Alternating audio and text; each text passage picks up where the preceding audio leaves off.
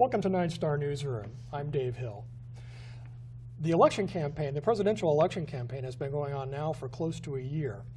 And it's 2016, it's early in the year, which means that the election campaign for local and state races in Indiana and in Hancock County and our viewing area are starting to heat up.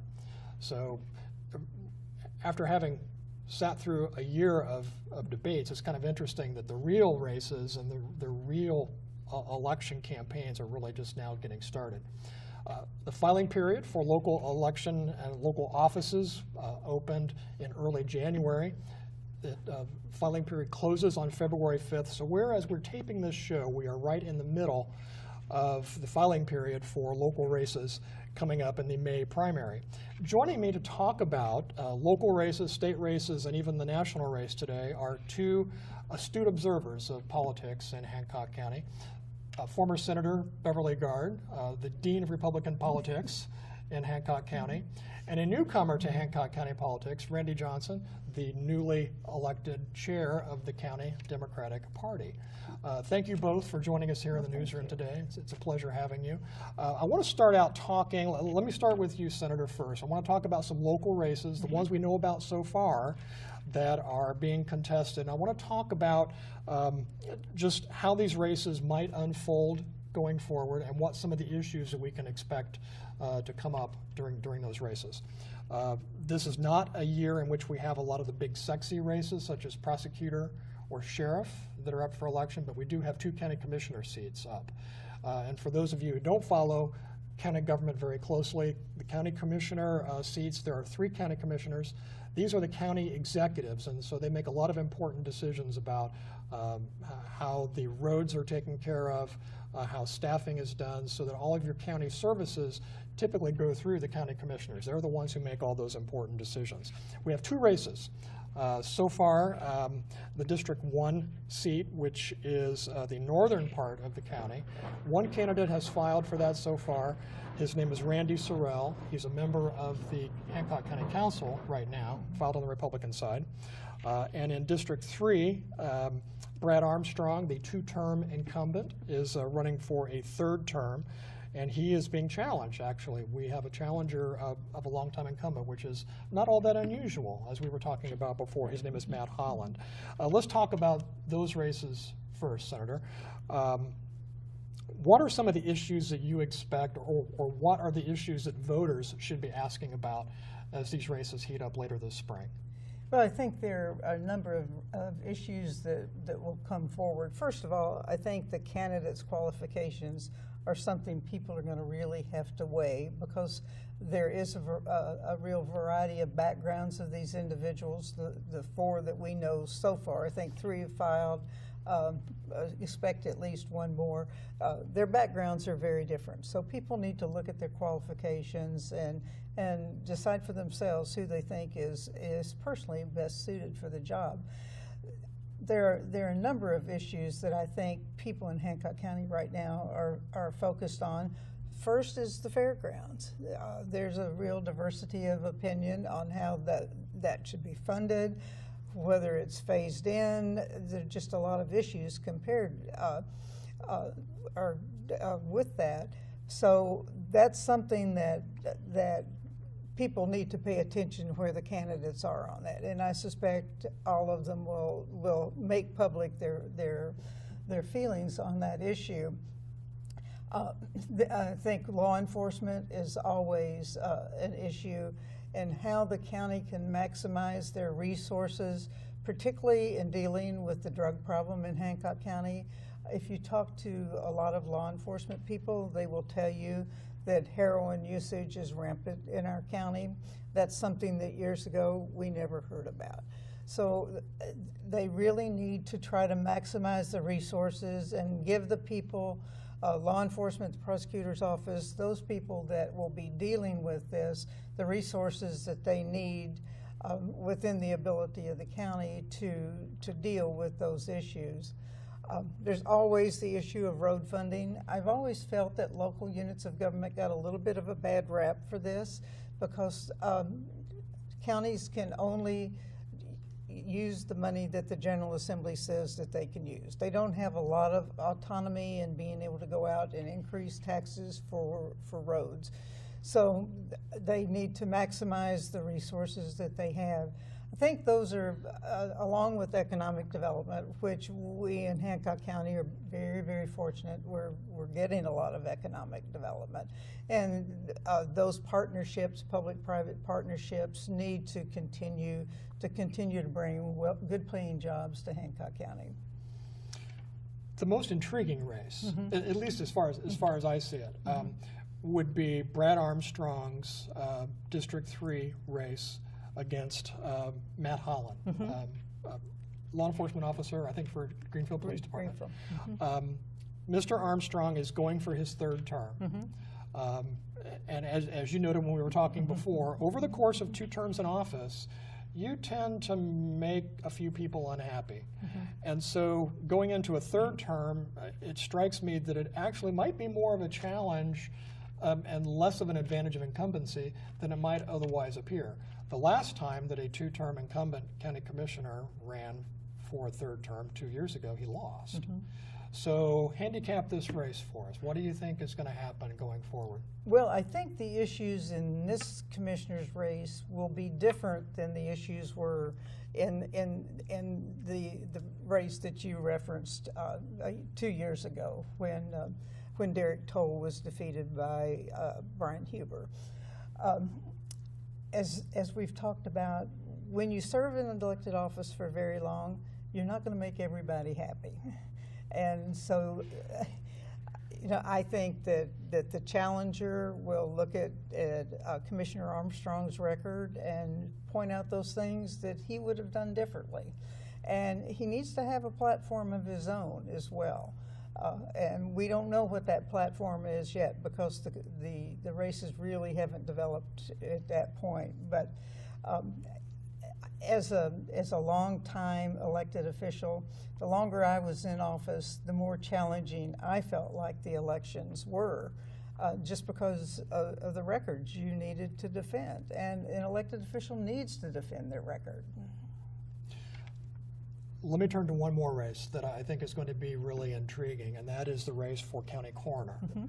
And Randy, I'll ask you about this in a minute. You'll get a chance to weigh in on this. So far, we have had 3 Republicans file to run for this office. And I'll talk in a second about why there's going to be a lot of attention paid to this race. Joe Fortner, Dan DeVoy, former deputy coroner, and Rudy Nyland, who is right now the chief deputy coroner, and is essentially running the office for all intents and purposes. The incumbent, Crystal Myers, who has had some legal troubles and has also been criticized for her administration of the office, has not yet filed. We're not sure if she's going to. And Randy, I'll put you on the spot. Sure. And just ask you, what do you think is going to happen with Coroner Myers, whether she intends to run again, and what's the party's position on her possibly seeking re-election? Well, I haven't heard from Crystal, so I really don't have any idea other than what we've read in the paper. At this point, it hasn't been an issue at the party because we haven't talked about it. So I can't really give you the sense of the party. I think we have to wait until we see who enters the race. There could be other Democrats enter the race. So it would be unfair for me to say, oh, we're supporting for this person or not supporting that person at this point, at least until the primary happens. At the time that we're taping this program on January 12th, you had a major meeting of the party hierarchy on January 11th, the evening of January 11th, last night, basically. Right. Can you describe kind of what you talked about, not without showing too much of your strategy? But no, it's fine. It's fine because I think it's pretty simple, and I had a lot of general public folks come in. They wanted to hear what was going on. We were welcomed a lot of new faces, to be honest with you.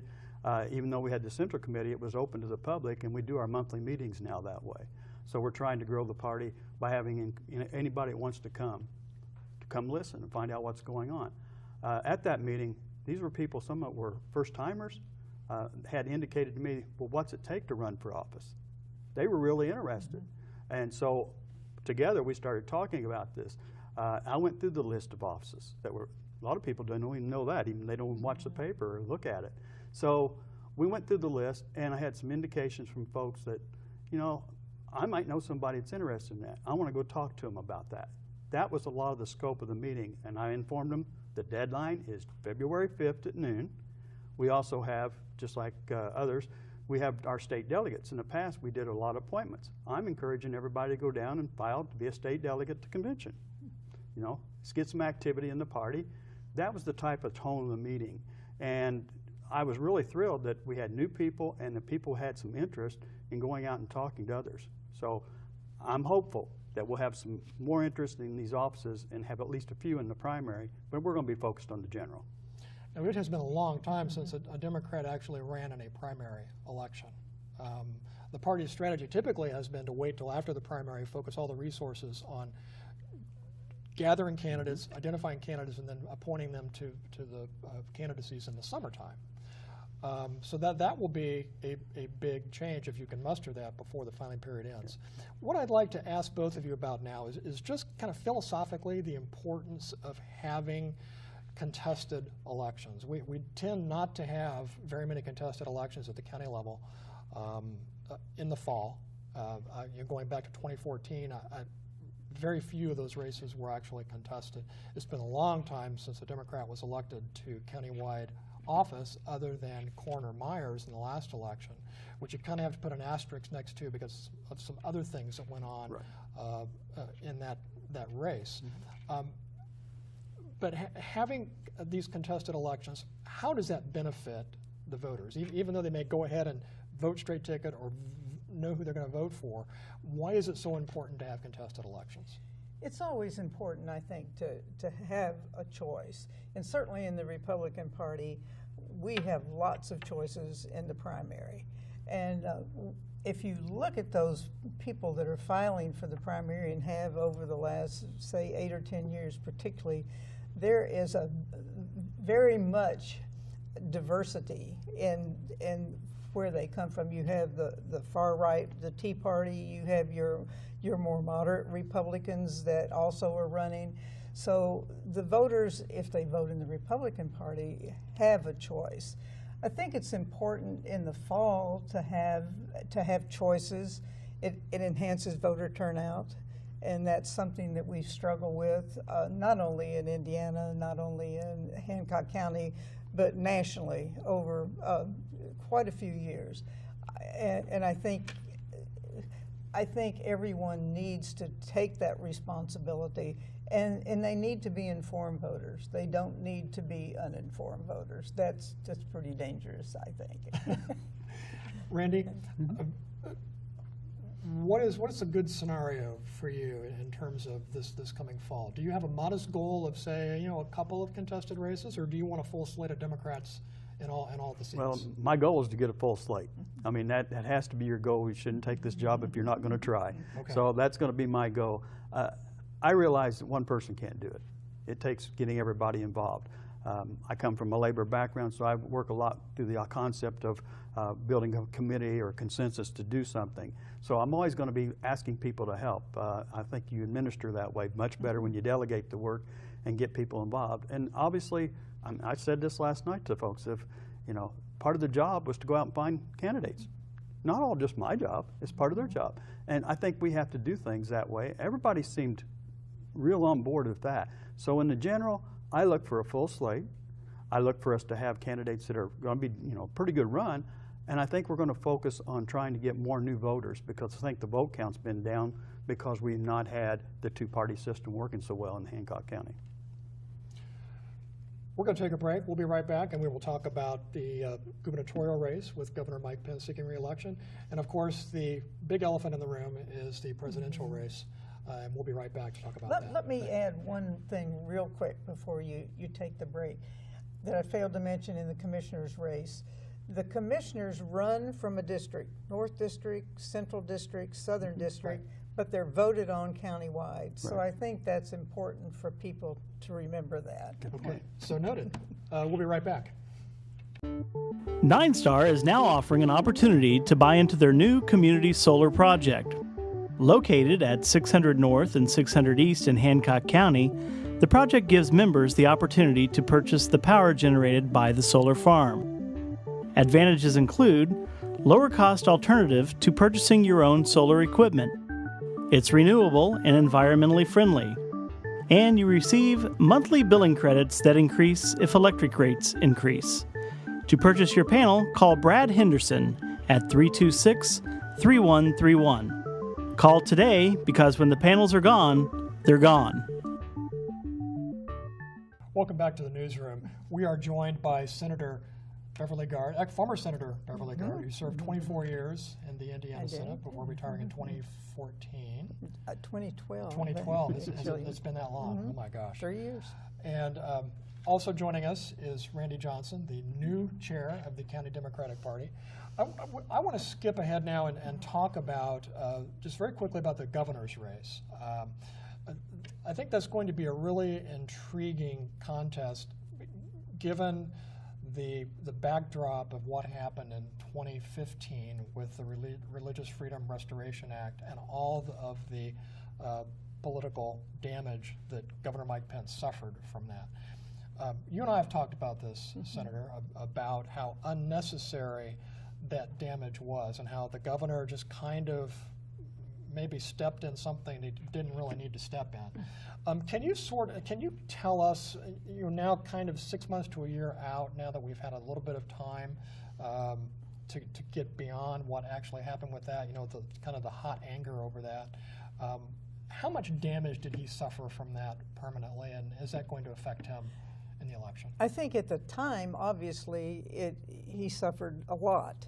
I think as the year has gone by and he's listened to more people as far as their position, how the mood of the state is, I think that now the damage isn't as great as it was a year ago, but it will certainly depend on how he responds to the General Assembly, whatever the General Assembly comes up with on this. And with that said, I think members of the General Assembly are going to, it's going to be important for them in their reelection as well. So it's all kind of tied together. So he's going to need to, I think, provide some guidance to the General Assembly about the parameters that are acceptable to him. I think he's listened to a lot of the people, so we'll see. But it is an issue. Are you surprised that no Republicans filed to run against him so far? No, I'm really not. It's very difficult to run against an incumbent governor that has the ability to raise a lot of money, and he has raised a lot of money. I think this last report, over $6 million, which is very significant at this point in the race. So no, it really wasn't. The name you heard the most was Mayor Ballard, but he was still focused on running Indianapolis. At the time, for somebody to get into this race to be effective, they would have needed to have started at least a year ago. Yeah. Randy, on the Democrat side, it's shaping up to be probably a rematch between John Gregg, who lost by, the race was closer in 2012 than a lot of people thought it would be. Very close. And Governor Pence. From a Democratic perspective, what do you think is going to happen in terms of the Democratic strategy for taking on the governor? Well, I think it's pretty basic. They're going to hold the governor accountable for what he said he would do and what he really went through. We've seen a lot of, the RFCA was one of it, but we had the education issue, we have infrastructure issues, you have all those issues out there. And so they're going to use that. I mean, he's the sitting governor. And John Gregg is smart enough to figure that out in his campaign. It's like, we're going to have to use the issues that are there and important to the people. I think that's going to be a lot of what they go back and forth about. I think the money makes a difference. Obviously in 2012, it was $13 million to $6 million. So when you get more than double the money, you have a lot of, and they were both, neither one an incumbent. So so that set the stage. It is 6.8 now that Governor Pence has raised, and John Gregg is, I believe, at, if I remember right, somewhere around 3.5. I think so. 3.5 million. So we're seeing it again. And that did change because of the influence of $1 million right 2 days before the deadline from the Governor Association group. But that's going on. All these things are happening. We're seeing a very similar stage set, but the issues will be the difference. How do the people feel? What do Hoosiers think about all that's happened? Both of them had laid out, what they wanted to do. Did Pence accomplish what he wanted to? It doesn't look like he got everything he wanted done. I think we're looking at, no other way to say it, we're seeing one-party control in Indiana. We talk about a two-party system in the county level. Same problem goes right now. We're having a hard time seeing a good balance. And I think everybody benefits when you have balance.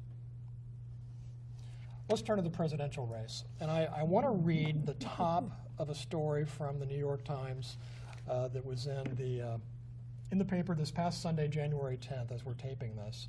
And then I just want to get your reaction to it. The story's on page 1 of the Sunday New York Times.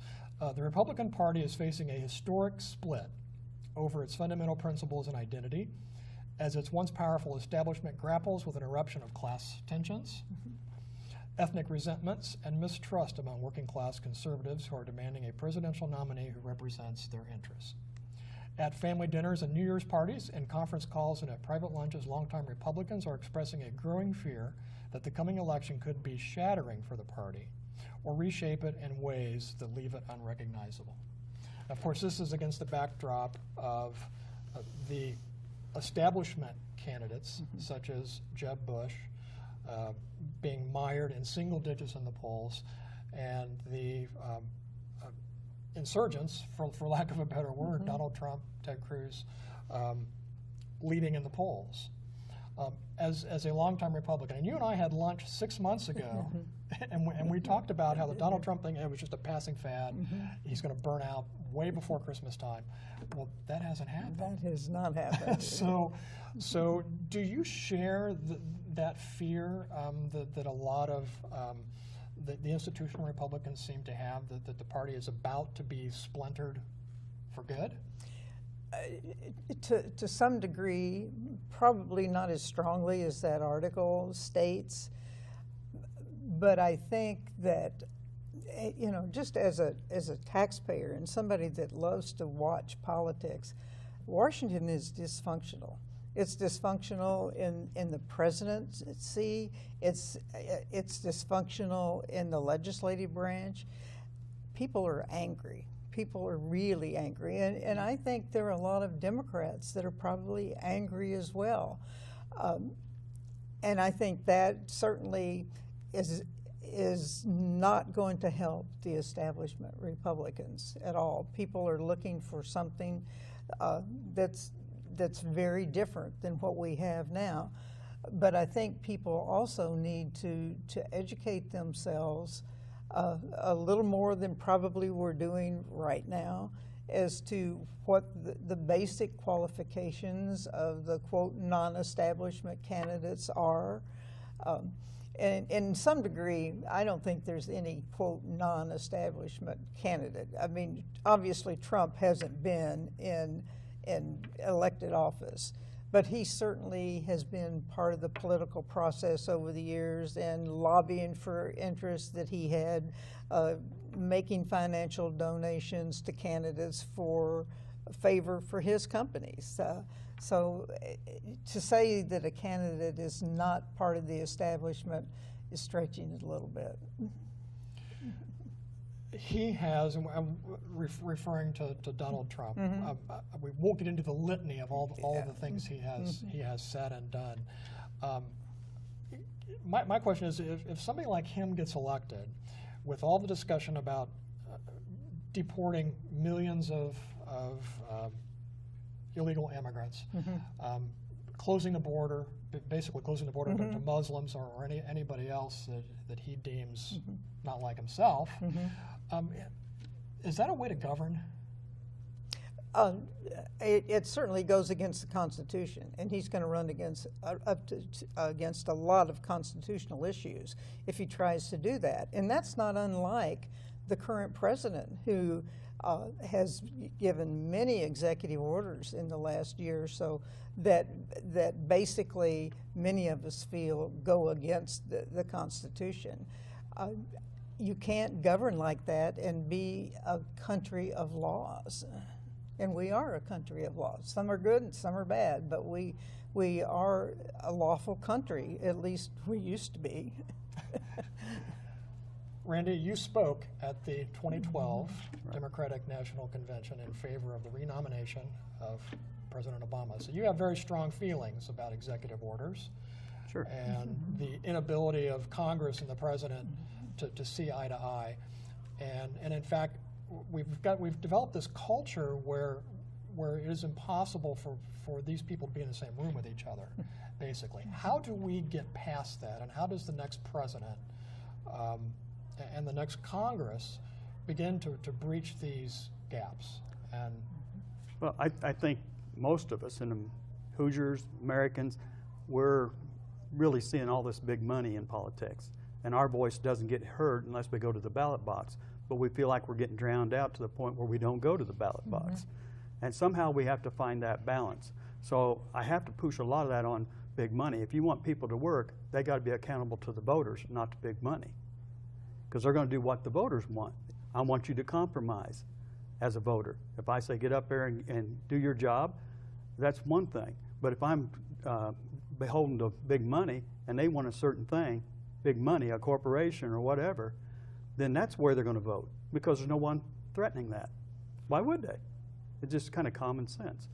So, but the basics of it is, I think that we have to find compromises and ways to work. That's what governs best. I think you would agree with that whenever you have some compromise on the issues. I've always wanted to work for consensus on issues, and I think, you know, over my years in the General Assembly, I was able to do that, and I saw many other legislators that were able to as well.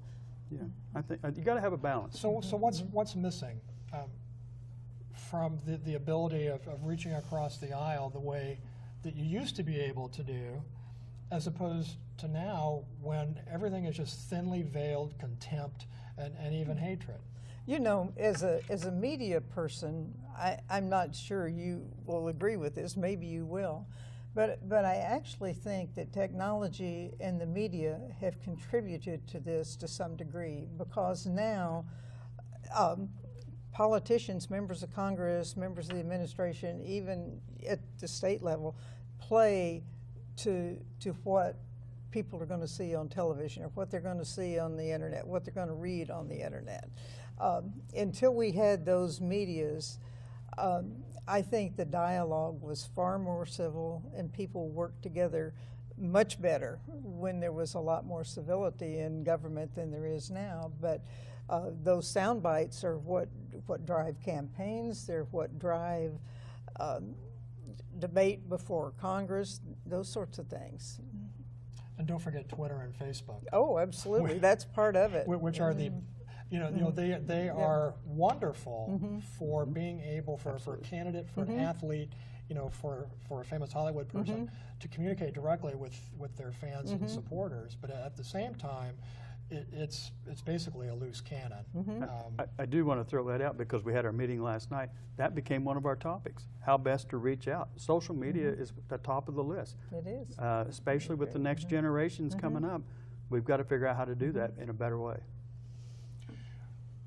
Right now there are still, I think in the next upcoming debate on the Republican side, there will be 6 candidates on the main stage. 7, I think. 7, okay.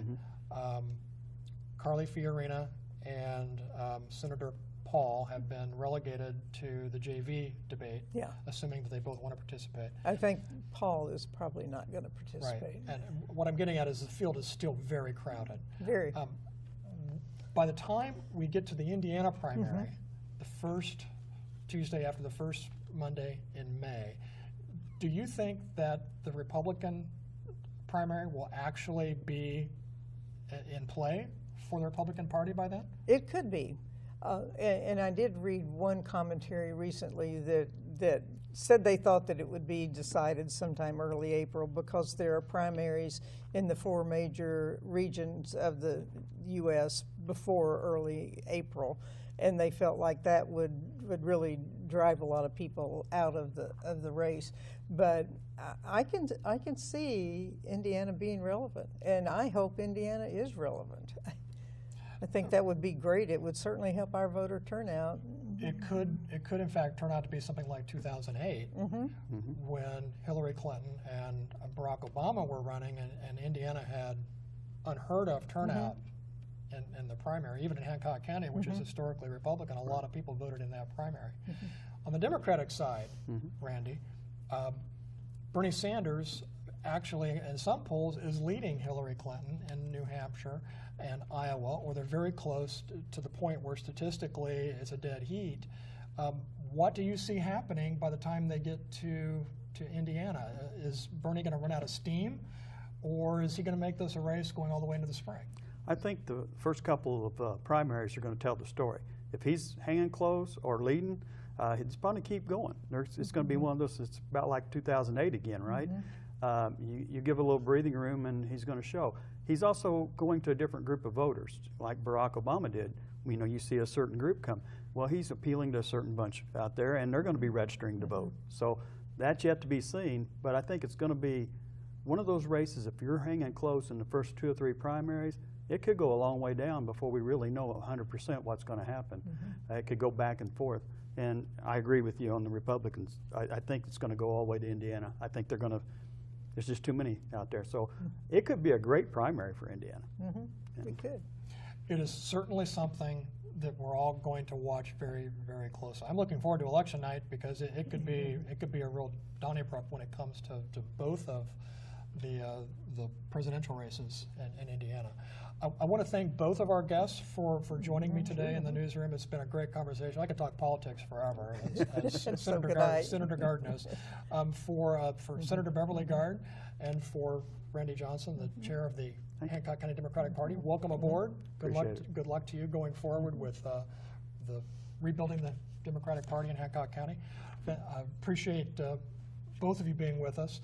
As always, we appreciate your feedback. Feel free to reach out to us. For Nsnr Newsroom, I'm Dave Hill. We'll see you next time.